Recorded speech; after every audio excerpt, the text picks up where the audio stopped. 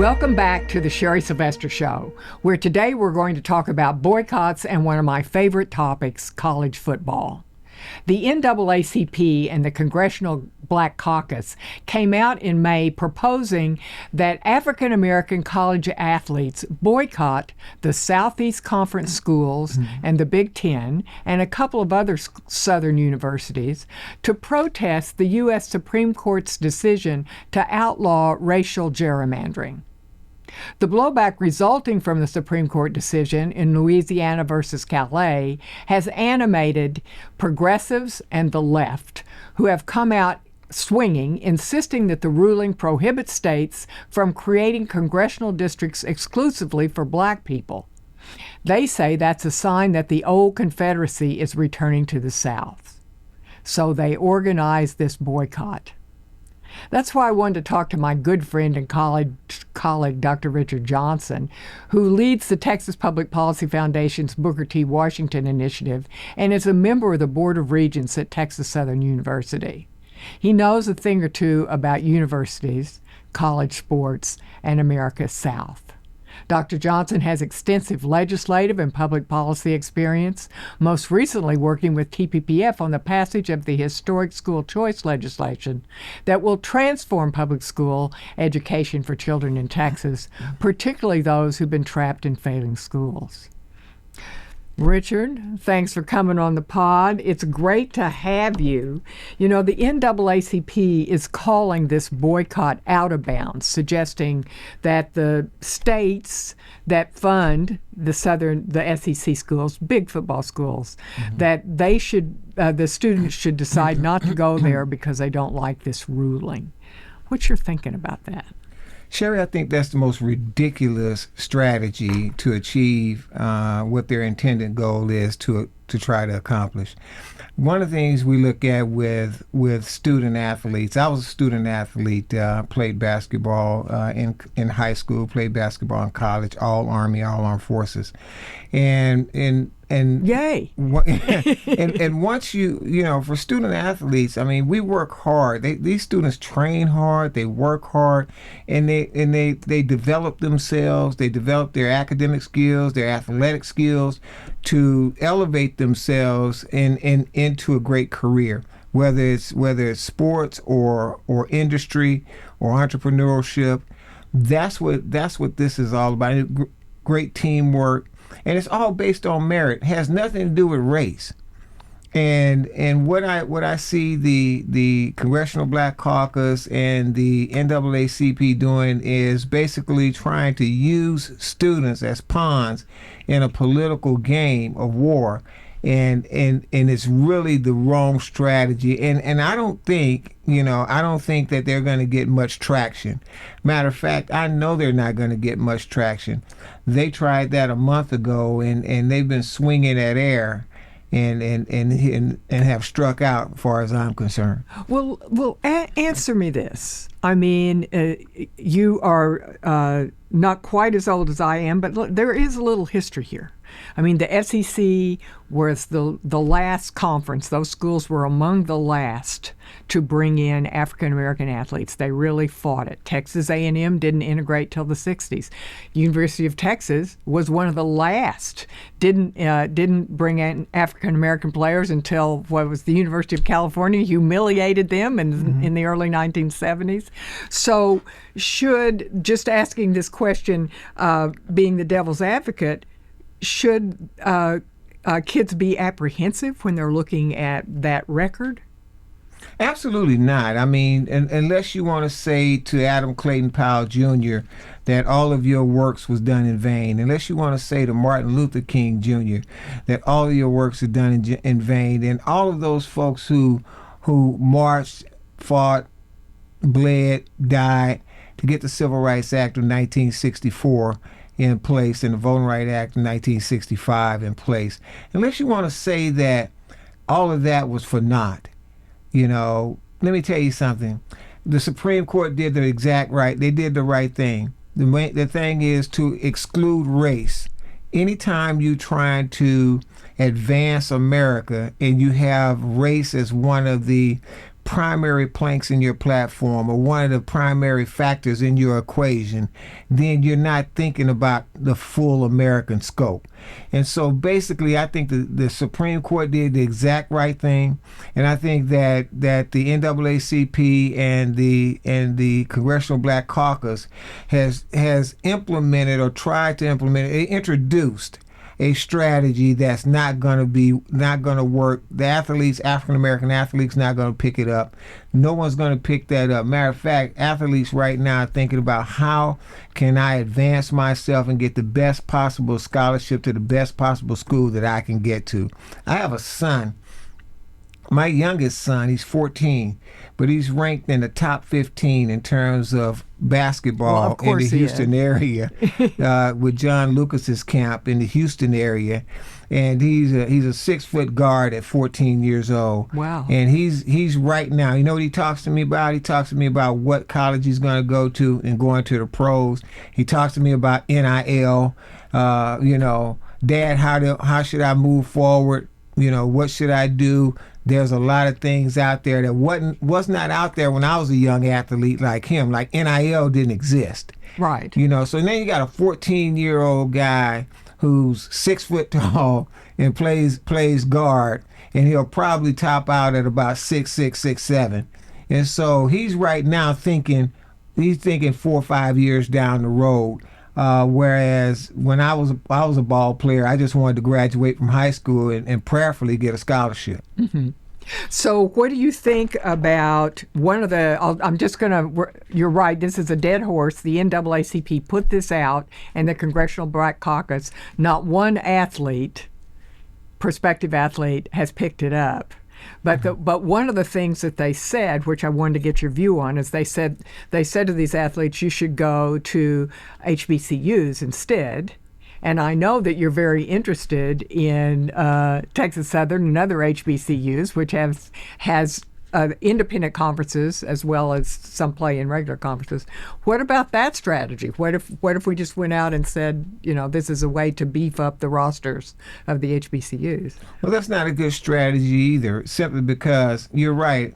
I have a bachelor's, master's, and doctorate degree, and they're all from historically black colleges and universities. Now, I have a son who's now... And why is that? Why did you choose that?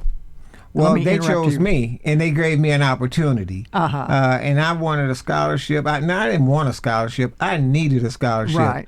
With both of my parents not finishing high school, the greatest thing for me was to finish high school. And then basketball and academics opened up another door. And it was at Wiley College, and Wiley College reached out to me, and then one of my friends, older gentleman down the street from me, went to the pros from playing ball at Wiley College, and so I saw his climb, and I was like, hey man, that's the route I want to go. But I received a top-notch education at both universities. And it has propelled me to become one of the board members on one of the board of regents at Texas Southern University. So I was able to accomplish things using athletics as a way to move me into academics and then on into my academic career. But the main thing is, I tell my children right now, equality. Look, if you got a shot, if your skills will take you to, Alabama, UT, or wherever, let your skills take you there, and your dad is going to be on the sideline, cheering for you. Yes, I'm a 2-time graduate at I got my master's and my doctorate from Texas Southern University. It'd be great if one of my kids said, hey, Dad, I want to go to Texas Southern University. I want to go to Wiley College. But I want my kids to be free to make choices and go as far as their skill sets will allow them, and God will open doors for them.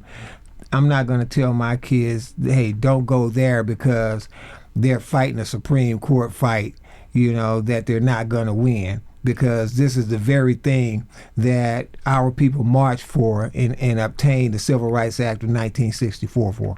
So you would not agree with New York Congresswoman Alexandria Ocasio-Cortez that the Supreme Court ruling is a sign that the South is moving back to the old Confederacy. She is trying to mobilize her allies in the Northeast to come down and work in southern states. Well, that's an interesting concept coming from a person, and coming from New York. That's just the She's same probably thing. in a majority-minority district. Well, the thing about it is, the interesting thing about New York is we don't have any HBCUs in New York. And interesting thing about California, we don't have HBCUs there. But if you go across the South, that's where the larger number of HBCUs. Texas has 9 historically black colleges and universities in it. And so one of the states that has one of the larger amounts of HBCUs is right here. And so we have a very clear understanding and a very clear history dating all the way back to 1873 when Wiley College was founded in 1873. And it is the oldest historically black college west of the Mississippi River. And think about when that is. So that's like about 10 years after the Emancipation Proclamation. Exactly. Yeah. 8 years after the 13th Amendment, the ratifying of the 13th Amendment. And so one of the things that we look at is they don't have a real practical concept of historically black colleges and universities. They didn't come out of that format or framework of thinking and framework of understanding. We were much more progressive I'm using the word progressive in terms of educating African Americans when slavery ended than those northern and Midwest states. And yeah, it's you work with me and the higher education team here, and one of the things that we have been looking at over the past 2 or 3 years is that decline in enrollment just kind of across the board in higher education. But one of the ironies that I think the Northeastern progressives and the Democratic Socialists don't get is the increase of students from the Northeast into the Southeast Conference schools, into the Big Ten schools. South Carolina, Alabama, Tennessee, and University of Mississippi have aggressively recruited from the Northeast and doubled their number of students transferred in from there. And your old stomping grounds, Louisiana State University, said that their Northeast enrollment has risen by 500%. No question. So people are looking for something, and part of that something is college game day. College game day, and people are looking for success. Right. They're going to areas in economic success. The main thing that I thought about when I was offered an opportunity for a scholarship to play basketball, I thought about getting an education. And that education was going to allow me to earn enough to have a family and set up roots of my own in my own town, in my own community. And so that's what young folks are thinking about, really. And athletes are really thinking about that because they're now being presented with options that we could only dream of 40 years ago. They're being presented with options. These guys are playing AAU ball, and they're being represented by Nike, Puma, all these, and they're getting this information at 8 and 9 years old. Mm-hmm. And so those who begin to really work hard and really excel, then other folks are talking to them, and they're now starting to talk about NIL, name, image, and likeness. They're talking about, hey man, talking to young guys that have promised that one day you're going to have a home, you're going to have kids, you're going to have this, you're going to have that. And so that's where their head is. It's not really on repealing a Supreme Court decision that basically brings us into alignment with the Civil Rights Act of 1964, which was abolishing race in our decision making and rules. It seemed to me, I wondered, I just want to ask one more thing about this, and we need to talk about Senator Cruz's bill and a couple other things, but it seems to me that one of the reasons that we like athletics, and we've been, for the next couple of weeks, and we've been for a couple of weeks in the World Cup, is that it is all about merit. Yeah. And so if you're an athlete and you say the Supreme Court, what they did was unfair because we don't believe that African Americans can win a seat in Congress unless we draw out a district that only allows people to vote for them. Yeah. So you don't ever have to compete. You run for Congress. Yes, and I'm gonna tell you something. That's not forward thinking or current thinking. That's backward thinking. Because the days have come and gone when we say that the only kind of leader I can be is a black leader who leads black people. Well, what about just being a great leader? Yeah.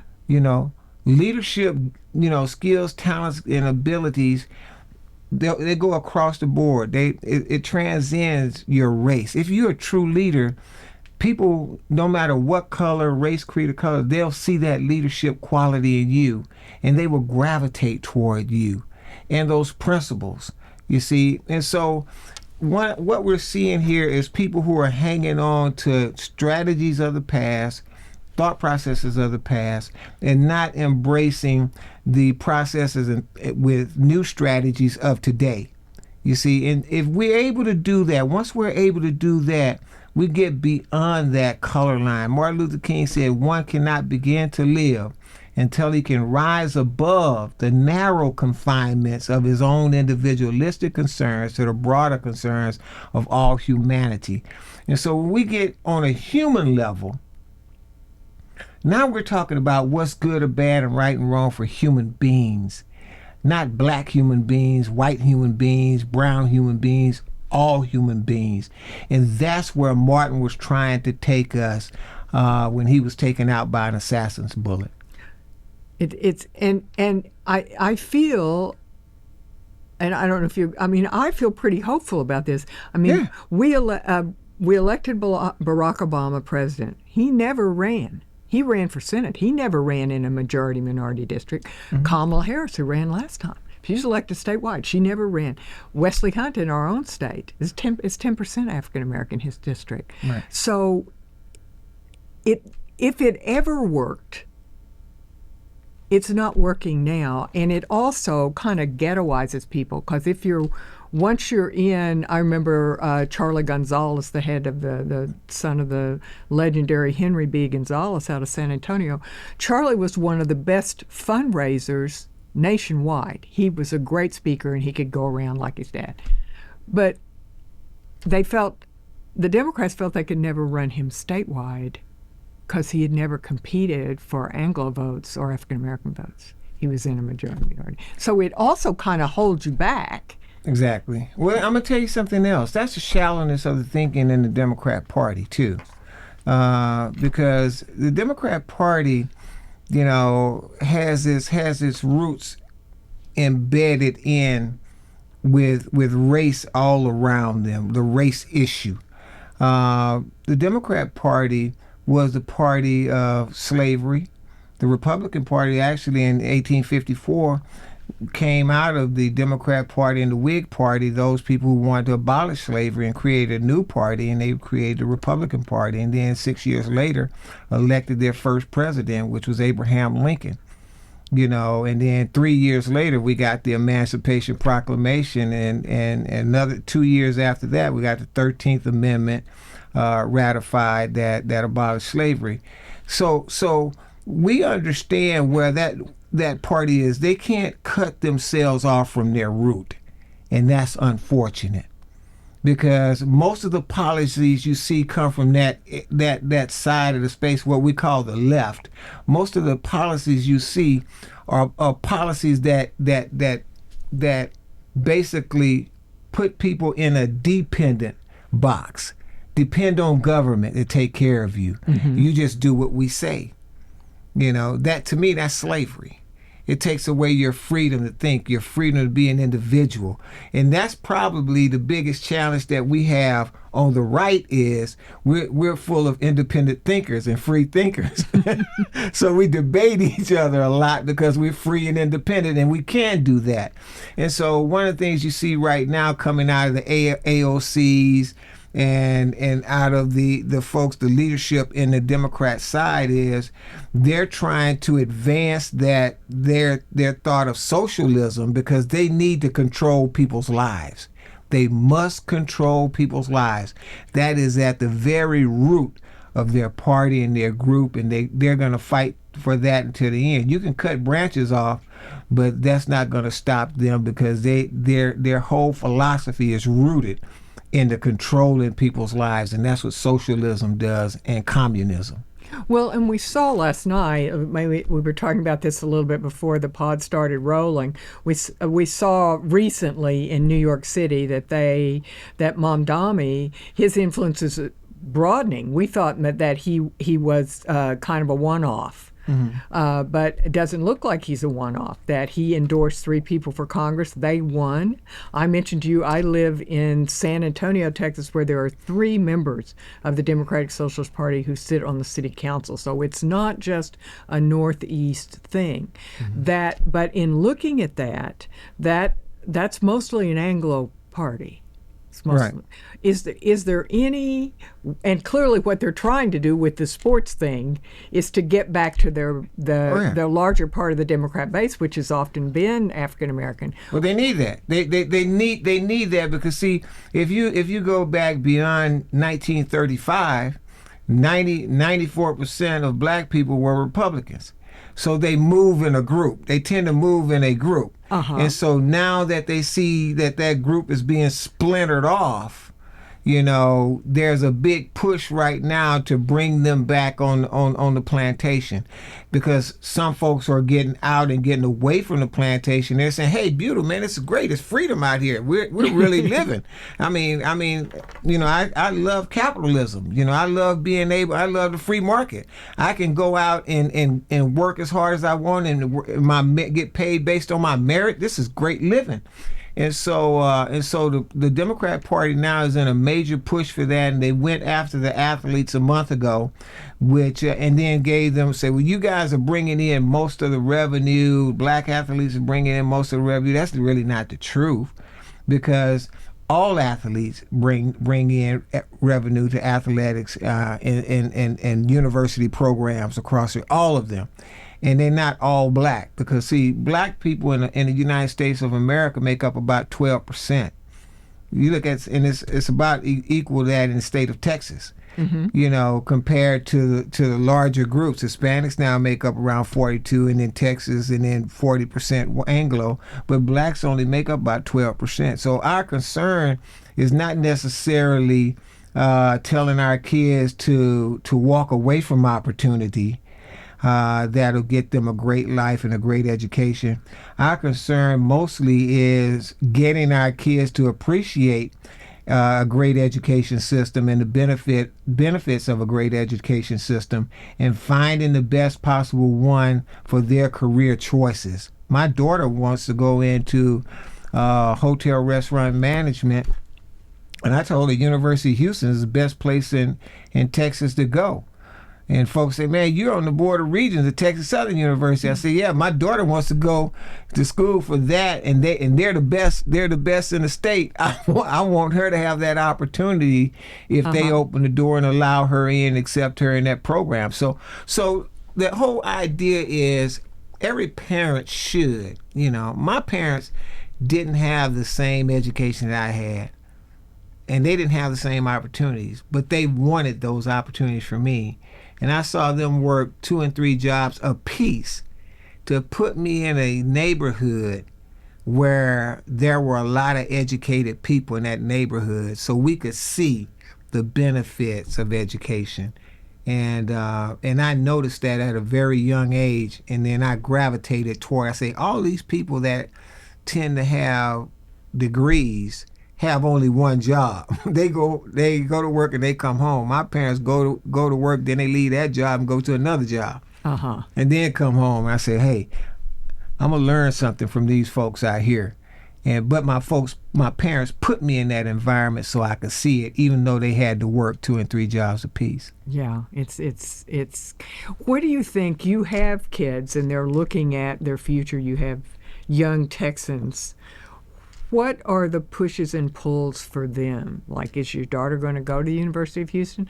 Your son, he's just waiting to see if Puma or Nike calls, or Yeah, it's a wonderful thing, and I think, and I tell my mom. My mom's 92, and she's going on 93. oh wow, And I was just sitting with her yesterday, and I said, I am really blessed. I'm really blessed, Mom.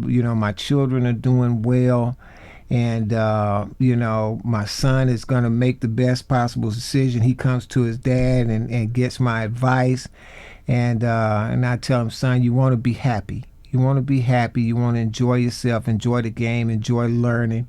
And if you enjoy it, you're going to do well at it. And I tell my daughter the same thing. I say, hey, she's right now, she's 16 years old. She'll graduate at 17. But she's also, she's been taking dual credit since the 10th grade. And she's an intern in the city councilman's office in Houston at 16. I told her, I said, I was 32 years old before I even walked behind these doors. I didn't know what was back here. And you're getting a chance to learn it at 16. Oh, that's I great. say that's a blessing from God. And I just thank God for opening doors. And they're kids just like any other kid Texan. Just like any other Texan, they thinking about the same thing, their future. And they look to their parents, for knowledge and for advice. And we give them the best advice that we can give them. And good thing their mom's a lawyer, so she thinks a whole lot deeper and more profoundly than I do. But we give them the best advice that we can give them. And nothing is based on the color of your skin. And if people are going to be, and we tell our kids, if folks are that shallow, then they're not thinking deep enough for you. Yeah. You know? That's well, tell me before we wrap up here, we started off talking about sports, and Senator Cruz passed out a committee, something that someone thought that we've been, looking at this at TPPF for about a year, looking at dealing with the issues in college sports. How do we rein in the NIL? What do we do about the transfer portal? Are we preserving the college athlete and making sure that they're still going to school? Are we going to keep our Title IX sports? What do you think? Have you looked at Senator Cruz's bill, which passed out a committee, which we're doing the happy dance because it passed out a committee? What do you think? Let me tell you, I think that Senator Cruz has always been a thought leader since I first met him. He's always been a thought leader. He's stalwart in terms of getting policy through the system and navigating it to the president's desk. He's gotten over 80 bills, signed into law. He's really stalwart at that. I think the biggest thing here that we see, this is a Jackie Robinson moment. That's great. Yeah, this is a Jackie Robinson moment when you can bring Senator Cantwell and Senator Cruz together, a Democrat and a Republican, in Washington, D.C., the most polarized place around. When you can bring those two together to sponsor a bill, the real question is, how did it happen? And I think it's just that kids. It doesn't matter whether you're a Democrat or you're a Republican, you're black, you're white, you're brown, your religion. It doesn't matter. We all want the best. We love and want the best for our kids. Those athletes at all the colleges, if you look at the Big Ten and the SEC, you look at all those colleges, they're only kids. Those students, they're student athletes, they're kids. And we can put aside our differences. I had an opportunity to listen to some of the committee hearing, and Senator Cantwell said that her and Senator Cruz don't agree on about 25 things just in that committee alone. But one thing that they do agree on, and that is working hard to make a safe place for all of our kids. And I think, and it proved itself out. The bill passed out of the committee 19-9, and it was bipartisan. So there are some things, Sherry, that Democrats and Republicans, some boats that they can get in together, and children seem to do that for us. Schools and children seem to do that for us. A Jackie Robinson moment. Yes. I love that. I love that. Well, Dr. J, thank you for coming down and being on the pod again. It's always a pleasure to talk to you. Yes. And thank you all for joining us at the Sherry Sylvester Show. You can get this podcast on Spotify or Apple or wherever you get your podcasts. We have some great guests coming up this summer. You can follow me on X at Sylvester1630 or on Substack, or you can sign up at TexasPolicy.com, www.9th and Congress. See you next time.